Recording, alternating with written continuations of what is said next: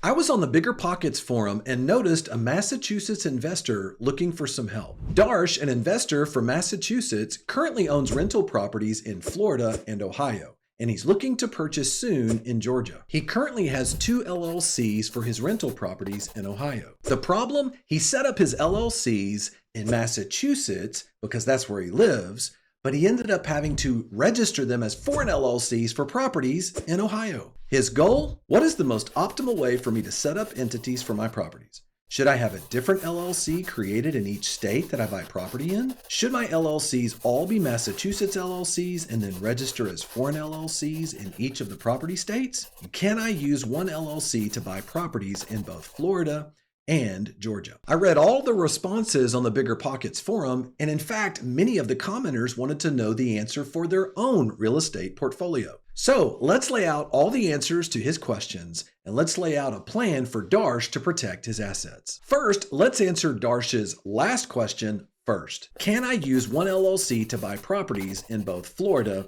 and Georgia? Yes, you can, but you shouldn't.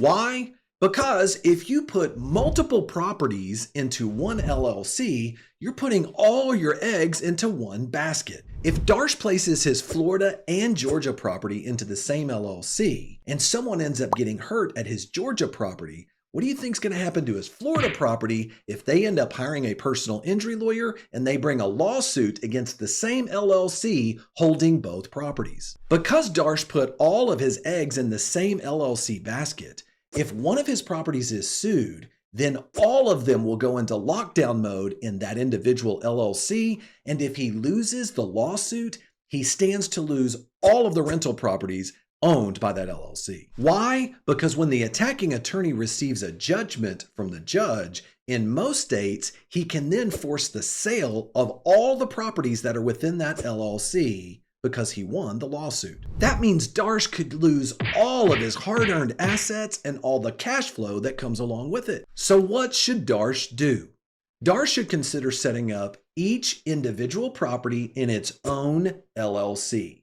By doing this, he can segregate each property and isolate the risk so that not all properties would be brought into the lawsuit if he faced a lawsuit. This way, even if he loses the lawsuit, the worst that could happen is that he loses one property. The last thing he wants to do is lose all of them. But even if Darsh learns that he should not put all of his properties in a single LLC, he still has the problem of figuring out which state he should set up his LLC in. In fact, he asked, should my LLCs all be Massachusetts LLCs and then register as foreign LLCs in each of the property states? Darsh is worried about something that is very common to real estate investors. Many real estate investors think they should set up an LLC in the state where they live for rental properties that are located in different states. The problem?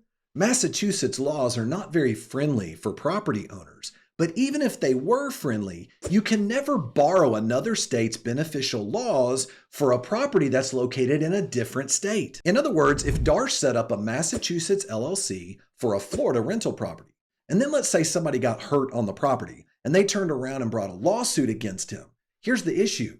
It would end up in a Florida court in front of a Florida judge, and Florida law would apply because that's where the property is located. In fact, this is a concept known as home state rules control. So if Darsh uses a Massachusetts LLCs trying to get asset protection for properties he owns in other states, not only will he not get any extra asset protection, but he'll end up having to pay extra fees in order to maintain compliance for having to register not only in Massachusetts, but also in Florida, the state where the property is located. It doesn't make sense for Darsh to use this approach if there's a better way.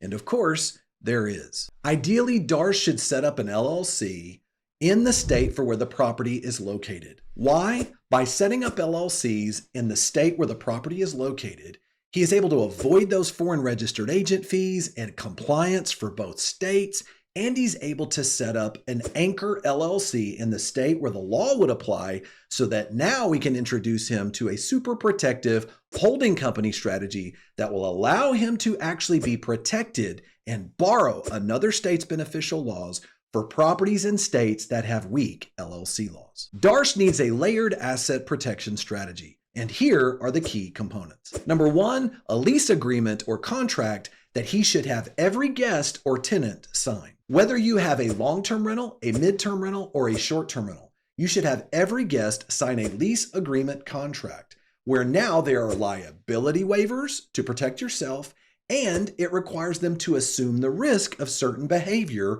going on at your short-term rental or rental property. Number two, the right kind of insurance. First of all, if you have a long-term rental, it goes without saying, but you need a landlord policy that actually provides you commercial coverage in the event your tenant gets hurt. If you have a short-term rental or a mid-term rental, you need to make sure you actually have commercial insurance coverage so that in the event someone is hurt on your property and they turn around and sue you for a premises liability event, the insurance company will have to provide you counsel and you'll actually have some protection through insurance coverage. The crazy part, nearly 70% of short-term rental and mid-term rental property owners have the wrong kind of insurance.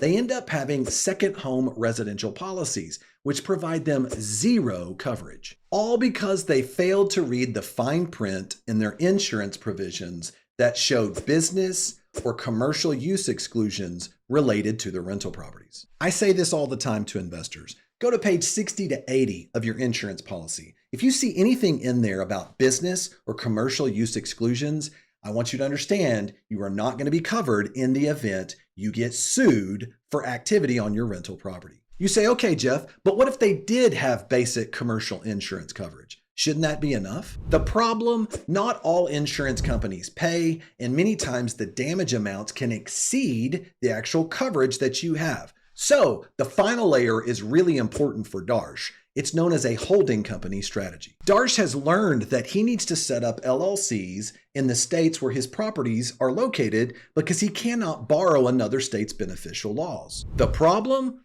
Darsh's rental properties are in states with very weak LLC laws. How do we borrow another state's beneficial laws and apply them to a state where our property is located with weak LLC laws? Here we get to talk about the holding company strategy. A holding company strategy involves using an entity to hold LLCs in states where they have weak asset protection. By doing this, you can now provide every one of those rental properties in those weak LLC states, you can now provide them privacy and charging order protection, which is actual asset protection. For smaller real estate portfolios, the Wyoming LLC holding company and the Delaware LLC holding company are popular choices. Why? Because both of these states have special laws that make you private from the greedy lawyers looking to do an asset search to find out who's in control of the properties, and it makes it more difficult for them to profile you. But on top of that, they also provide something known as charging order protection. Charging order protection is something that very few state laws provide when you set up an LLC. Let's say someone sues Darsh and his property in Florida that he set up a Massachusetts LLC for. Here's the problem. Both Florida and Massachusetts, if he loses that lawsuit, that attorney, that greedy lawyer, can force him to sell his rental property in order to satisfy the judgment from the lawsuit. However, if he uses a Wyoming LLC or a Delaware LLC holding company strategy, now that same lawsuit that takes place, not only will the attacking attorney not be able to see that Darsh is involved at all, but now Darsh could continue to rent out his property. He can continue to maintain ownership of that property even if he loses the lawsuit. The only thing he has to be careful about is not to give an owner's distribution to himself. By using a Wyoming LLC or Delaware LLC holding company strategy, he is creating an enormous disincentive for that attacking lawyer to sue him to begin with. Why? Because these greedy lawyers get paid on what's known as a contingency fee, which means they only get paid based upon a percentage of the recovery. But if they realize they can't make you sell the property at all, why go after you to begin with? In that situation, it would be a lot easier for that greedy lawyer to go after your commercial insurance that we talked about so important earlier. I say this on nearly every video that I do for asset protection. Great asset protection pushes greedy lawyers down to good insurance every single time. But what if Darsh owns 5 or more rental properties and he has other assets that he's worried about losing in the event of a lawsuit where another greedy lawyer comes after him? This is when he should consider one of the most robust asset protection strategies out there, the Arizona Limited Partnership Holding Company. In fact, to learn how this advanced asset protection strategy confuses these greedy lawyers and makes them want to quit before they even start, check out this next video where I break it down from A to Z. See you over there.